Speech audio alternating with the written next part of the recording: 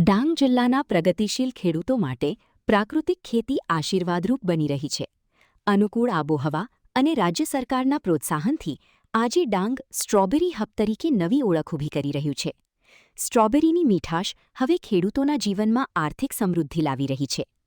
મુખ્યમંત્રી શ્રી ભૂપેન્દ્રભાઈ પટેલના નેતૃત્વમાં રાજ્ય સરકારની ખેડૂત કેન્દ્રિત નીતિઓ, સિંચાઈ સુવિધાઓ અને ટેકનોલોજીના સમન્વયથી ગુજરાતના કૃષિ અને બાગાયત ક્ષેત્રમાં નોંધપાત્ર પરિવર્તન જોવા મળી રહ્યું છે.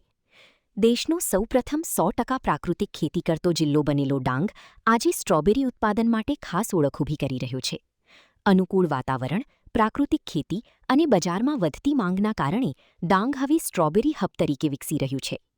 વર્ષ 2022-23 દરમિયાન ડાંગ જિલ્લામાં અંદાજે 20 હેક્ટરમાં 140 મેટ્રિક ટન સ્ટ્રોબેરીનું ઉત્પાદન થતું હતું, જ્યારે વર્ષ 2025-26માં આ આંકડો વધીને અંદાજે 33 હેક્ટરમાં 233 મેટ્રિક ટન સુધી પહોંચવાનો અંદાજ વ્યક્ત કરવામાં આવ્યો છે.